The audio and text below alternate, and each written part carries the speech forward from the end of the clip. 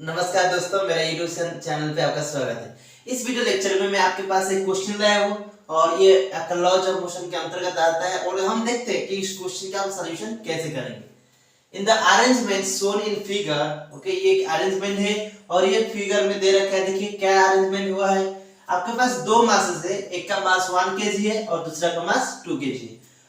Pulleys are massless and frictionless. जो pulleys है, ये पुलिस है, दोनों पुलिस क्या है, मासलेस है और आप फ्रिक्शनलेस है।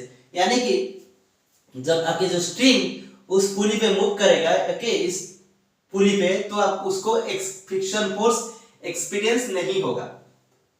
Strings are also light. जो स्ट्रिंग्स है, ओके, वो लाइट है, यानी कि वो मासलेस है। ओके, मासलेस कंसीडर करना पड़ेगा। मासलेस का मतलब क्या होता है, उनकी जो मासेस है, ये जो मासेस है, ब्लॉक की जो मासेस है, उनकी कंपैरिजन में बहुत कम है। तो क्वेश्चन में पूछा है, for what value of capital m in kg, for what value of capital m in kg the mass m1 can move with constant velocity. Question में पूछा है कि कैपिटल एम इस मास का कितना होना चाहिए, ओके, सच दैट आपकी जो मास m1 है, आपकी जो मास m1 है, can move with constant velocity. अगर जो मास m1 है वो कांस्टेंट वेलोसिटी पे मूव करेगा, कांस्टेंट वेलोसिटी में मूव करेगा। तो ये हमारा कंडीशन है, यानी कि हमारा ऑब्जर्वेशन है। आप देख रहे हो कहां पर, ग्राउंड में होके, ग्राउंड में आप हो और देख रहे हो कि मास m1 कांस्टेंट वेलोसिटी से मूव कर रहा है, यानी कि ऊपर या नीचे, ओके, कोई भी डायरेक्शन में, तो मूव जो भी मूव कर रहा है, ऊपर हो या नीचे हो, तो कांस्टेंट स्पीड में मूव कर रहा है। तो ऊपर मूव कर रहा है या नीचे मूव कर रहा है वो हम देखेंगे, ओके, पर तो जो मूव कर रहा है वो कांस्टेंट स्पीड के साथ मूव कर रहा है, यानी कि उसकी एक्सेलरेशन आप जीरो, ओके, उसकी एक्सेलरेशन जो होगा, ओके, ग्राउंड पे, आप ग्राउंड पे रहकर जो एक्सेलरेशन ऑब्जर्व करोगे किसकी, m1 की, वो जीरो होगी। ओके, इसका मीनिंग क्या है, वो जो एक्सेलरेशन होगा, उस एक्सेलरेशन क्या होगा, मास m1 का, जो मास m1 का एक्सेलरेशन होगा वो जीरो ही होगा। तो पहले उसको डिस्कशन करते हैं और इसके लिए हमको g की वैल्यू 10 मीटर पर सेकंड स्क्वायर लेना चाहिए, ओके, और उसकी डिस्कशन करते हैं और हमको m की वैल्यू ढूंढना है। क्या ढूंढना है, कैपिटल M की वैल्यूज, ओके, ये, और g की कितना लेना है, g की वैल्यूज 10 मीटर पर सेकंड स्क्वायर, 10 मीटर पर सेकंड स्क्वायर। तो पहले मैं इसको इरेज करता हूं, उसके बाद उसकी डिस्कशन करेंगे। तो देखिए हम यहां पर है और उस जो मास m1 है और एक मास m2 है, दोनों मास है, तो दोनों मास को वेट रहेगा। तो देखिए इसके जो मास m2 है तो ज्यादा है ना, इससे ज्यादा है, तो ऑब्वियसली ये जो ब्लॉक होगा उसकी फोर्स ज्यादा है, तो उसकी जो डायरेक्शन होगा वो नीचे की तरफ होगा। क्या होगा, नीचे की तरफ होगा। अगर इसकी डायरेक्शन नीचे की तरफ होता है, आपके जो m1 ब्लॉक है, आपकी जो m1 ब्लॉक है वो ऊपर की तरफ मूव करेगा, ये तो श्योर है। m1 आपको क्या करेगा, ऊपर की तरफ मूव करेगा, m2 आपका नीचे की तरफ मूव करेगा, ओके, ये एक कॉमन चीज है। तो उसमें क्या होगा, आपको पता चल गया है, तो m1 आपका क्या करेगा, ऊपर की तरफ जाएगा और m2 नीचे की तरफ। तो सपोज अब ये जो एक्सेलरेशन होगा, ओके, पुली आपका, देखिए ये जो पुली है वो मूव कर सकता है, ये आपका फ्री है, ये वाला पुली क्या है, आपका फ्री है, ये मूव कर सकता है, ये आपका फिक्स्ड है, ओके, ये आपका फिक्स्ड है, परंतु ये मूव कर सकता है। तो ये मूव करेगा, ये मूव करेगा, यानी कि ये एक्सेलरेटेड होगा। क्यों एक्सेलरेटेड होगा, क्योंकि ये दोनों कनेक्टेड है। ओके, हम फ्री बॉडी डायग्राम अच्छे से बनाएंगे तो हमको पता चल जाएगा। तो देखिए तो अगर मैं इस ब्लॉक, इसकी बात कर रहा हूं, किसकी बात, इस पुली की, तो ये जो फिक्स्ड है जो पुली है, ओके, ये हमारा पुली है और ये क्या है, मूवेबल पुली है, ओके, ये वाला पुली, ओके, मैं इस पुली की बात कर रहा हूं। तो ये जो पुली होगा तो उस पुली टेंशन से कनेक्टेड है, यानी कि स्ट्रिंग से कनेक्टेड है। तो ये जो ब्लॉक होगा m2, तो उसको क्या फोर्स पड़ेगा, उसको जो फोर्स गिरेगा उस पर, वो क्या होगा, फोर्स नीचे की तरफ। तो उसको जो फोर्स होगा वो क्या होगा, 2g, क्या होगा, 2g। जो 2g होगा फोर्स, वो क्या होगा, नीचे की तरफ। जो m1, इस पर m1 ब्लॉक है, तो जो m1 ब्लॉक है, तो m1 ब्लॉक उस स्ट्रिंग के साथ कनेक्टेड है और m2 भी वही स्ट्रिंग, सेम स्ट्रिंग के साथ कनेक्टेड है। तो m2 को जब वेट आएगा, वो m2 पर जब वेट यानी कि ग्रेविटी एक्सपीरियंस होगा m2 की, तो m2 को टेंशन फोर्स मिलेगा, m2 को टेंशन फोर्स मिलेगा किस डायरेक्शन में, अपवर्ड में। m2 को टेंशन फोर्स मिलेगा किस डायरेक्शन में, अपवर्ड में। तो ये होता है m2 का फ्री बॉडी डायग्राम, ओके। तो उसको टेंशन फोर्स अपवर्ड डायरेक्शन में मिलेगा, तो अगर इसको टेंशन फोर्स मिलता है, किसकी वजह से मिलता है? स्ट्रिंग की वजह से। किसकी वजह से? स्ट्रिंग की वजह से। तो जो स्ट्रिंग होगा, तो स्ट्रिंग क्या होगा? पुल्ड होगा। स्ट्रिंग क्या होगा? पुल्ड होगा। किस डायरेक्शन में? नीचे की तरफ। तो जब स्ट्रिंग आपका पुल्ड होगा तो स्ट्रिंग को किस डायरेक्शन में फोर्स मिलेगी? इस डायरेक्शन में। ओके, यानी कि इस पुली को, जो स्ट्रिंग है उसको इस डायरेक्शन में फोर्स मिलेगी, परंतु आपका जो ब्लॉक होगा मास 2, ओके, मास 2 kg का, उसको ऊपर की दिशा में। तो उसी तरह का अगर मैं इस m1 की बात करूं तो m1 को क्या मिलेगा? m1 यहां पर है, तो m1 को आपको क्या मिलेगा? नीचे की तरफ ग्रेविटी मिलेगा, मास 1 है और 1 * g, ओके, g, और उसकी वजह से टेंशन, जब उसको ग्रेविटी गिरेगा तो टेंशन फोर्स अपवर्ड मिलेगा, okay, reaction force, tension force क्या मिलेगा? अपवर्ड मिलेगा। तो उस F2 को टेंशन फोर्स अपवर्ड मिलेगा, ये होता है टेंशन फोर्स। जब उस M1 को अपवर्ड टेंशन फोर्स मिलेगा तो वो क्या करेगी? जो स्ट्रिंग को किस डायरेक्शन में मिलेगा? क्योंकि अगर M1, ये जो फोर्स किसको है? M1 को अपवर्ड डायरेक्शन में मिल रहा है, तो ये क्या करेगा? मास M1 जो स्ट्रिंग से कनेक्टेड है तो उसको खींचेगा, क्योंकि ग्रेविटी की वजह से खींचेगा ना, उसकी वजह से रिएक्शन फोर्स मिलता है M1 को। तो उसी तरह जो स्ट्रिंग को कितना फोर्स मिलेगा? वही फोर्स, कितना? Tension T। तो ये स्ट्रिंग होगा उसको कितना फोर्स मिलेगा? T फोर्स मिलेगा। ओके, तो क्योंकि एक्शन रिएक्शन फोर्स है ये, अगर M1 पर ये स्ट्रिंग अपवर्ड टेंशन T देता है तो स्ट्रिंग पर M1 भी T फोर्स देगा नीचे की तरफ। तो ये T हो गया और ये T हो गया। अभी क्या होगा? ये दोनों जो स्ट्रिंग है उन दोनों स्ट्रिंग को टेंशन T मिला, तो ये जो पुली है, ये जो पुली है, पुली पर आप देखिए 2T फोर्स नीचे की तरफ आ गया। पुली को कितना हो गया? ये पुली की अगर देखिए, पुली को 2T फोर्स मिल रहा है नीचे की तरफ। तो जब उसको नीचे की तरफ 2T फोर्स मिलेगा तो उस जो पुली जिस स्ट्रिंग से कनेक्टेड है वो क्या करेगा? अपवर्ड डायरेक्शन में पुल करेगा। ओके, जब एक्शन फोर्स पुली पर 2T मिलेगा तो रिएक्शन फोर्स के फॉर्म में, रूप में, आपकी जो स्ट्रिंग होगा वो क्या देगा? ऊपर की तरफ फोर्स मिलेगा। तो ये क्या देगा? ऊपर की तरफ फोर्स मिलेगा। ओके, जो ऊपर की तरफ फोर्स मिलेगा वो क्या होगा?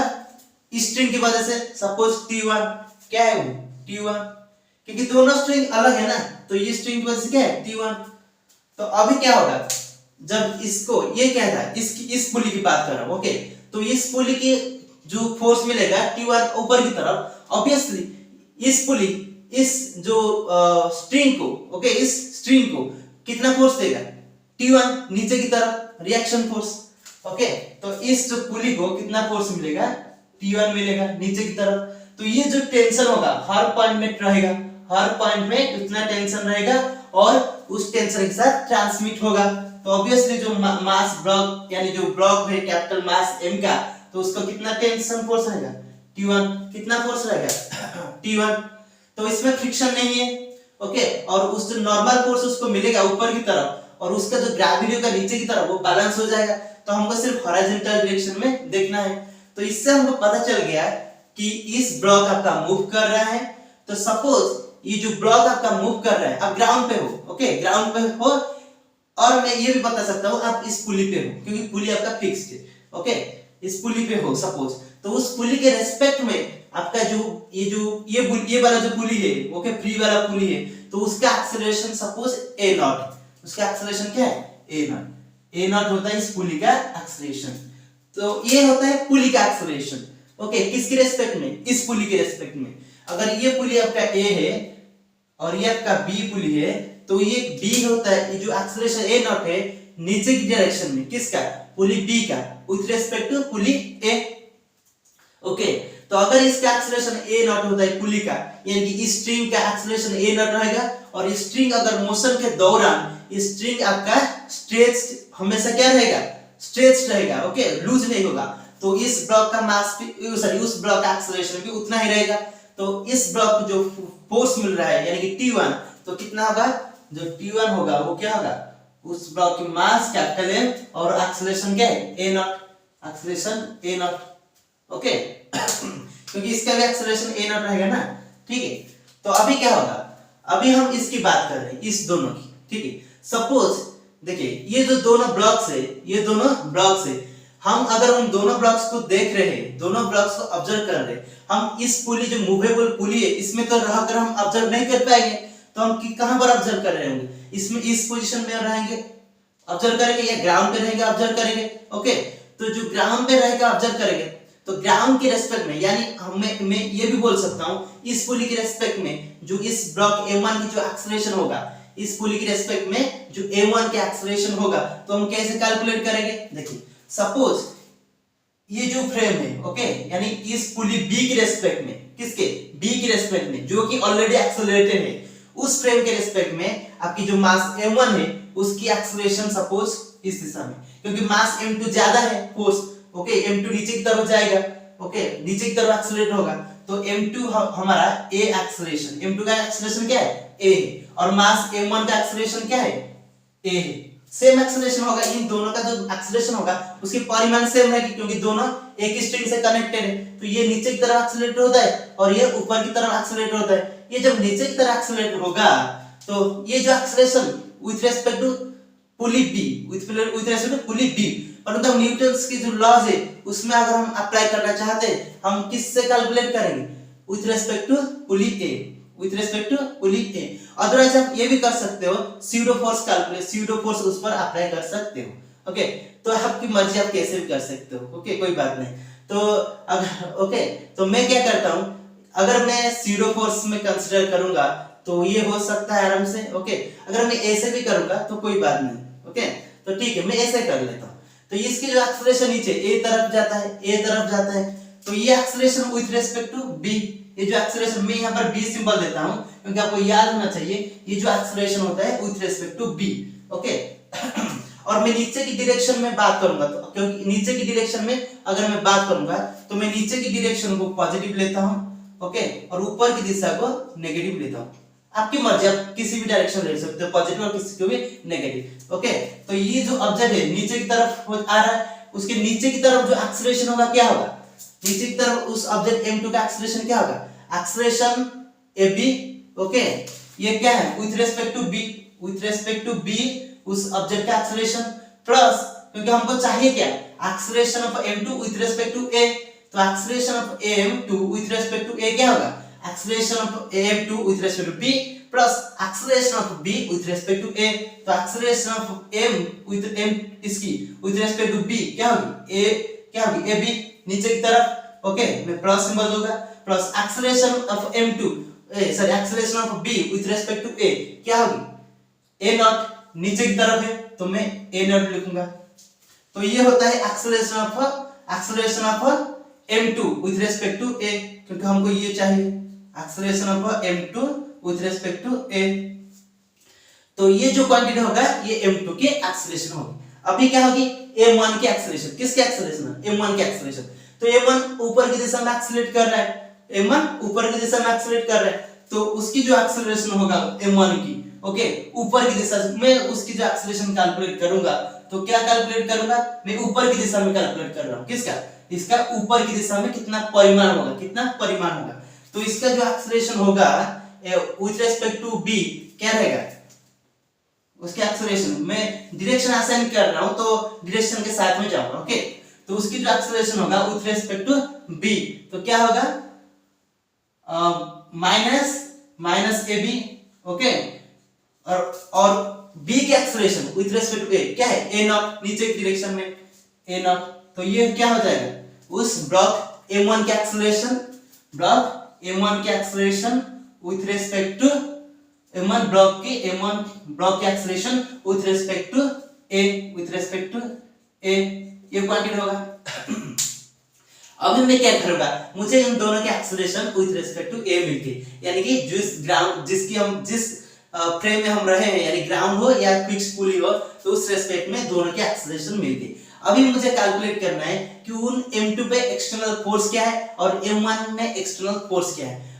ये मैं याद रखूंगा कि मैं नीचे को पॉजिटिव ले लिया हूं और ऊपर को नेगेटिव ले लिया हूं, ओके। तो m2 को जो फोर्स है वो नीचे की तरफ ग्रेविटी है, यानी कि 2g, ओके, क्रॉस लूंगा मैं, ओके, और ऊपर की तरफ टेंशन है t, माइनस लूंगा क्योंकि मैंने ऊपर को नेगेटिव ले लिया है पहले से।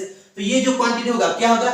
उस ऑब्जेक्ट m2 की मास, यानी कि 2 इनटू उस जो मास m2 है उसकी एक्सेलरेशन, तो क्या है? ये होगा ab प्लस a नॉट। उसके साथ साथ मैं अगर इसकी बात करूंगा m1 की, तो m1 की जो एक्सेलरेशन होगी with respect to sorry m1 पर जो फोर्स होगा ग्रेविटी नीचे की तरफ, ओके, g पॉजिटिव लूंगा और ऊपर की तरफ क्या होगा, टेंशन माइनस टी, तो ये क्या हो जाएगा, इतना होगा minus A B plus A naught, minus A B plus A naught, और उसकी मास क्या है 1 है, उसकी मास क्या है 1 है, तो ये होगा उस क्वांटिटी, ये होगा ये क्वांटिटी।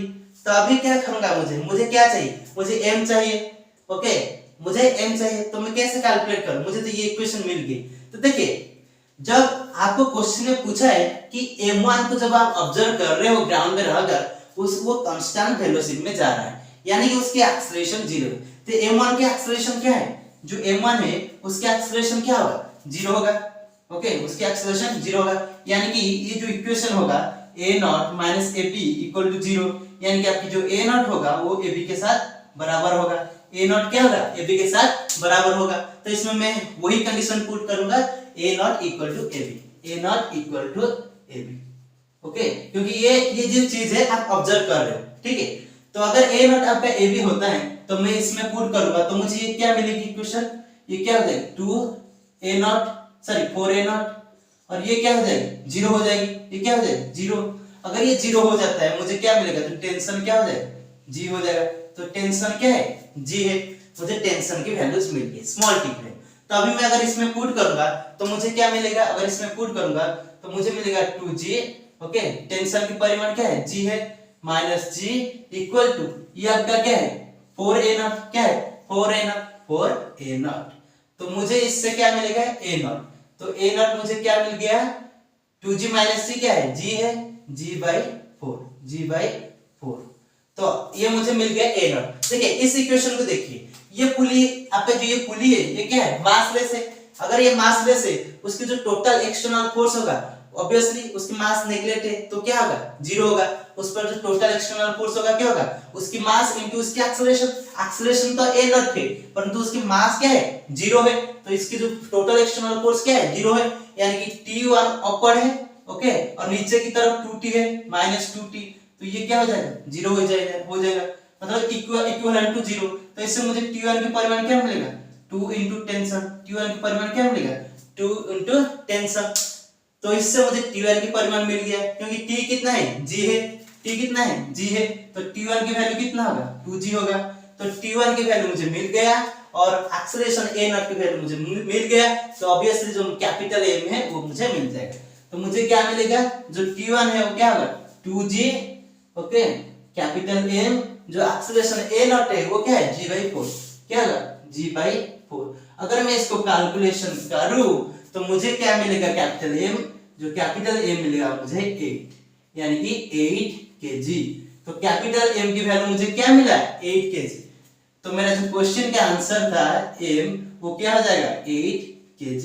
तो 8 kg क्या हो जाएगा मेरा मास, मेरा उस ऑब्जेक्ट की मास। तो इतने में इस क्वेश्चन का सॉल्यूशन हो गया, ओके। तो इस क्वेश्चन को हम सीरो फोर्स में भी कर सकते थे, कोई बात नहीं, ओके। तो इतने में इस क्वेश्चन का सॉल्यूशन हो गया। Thank you for watching this video.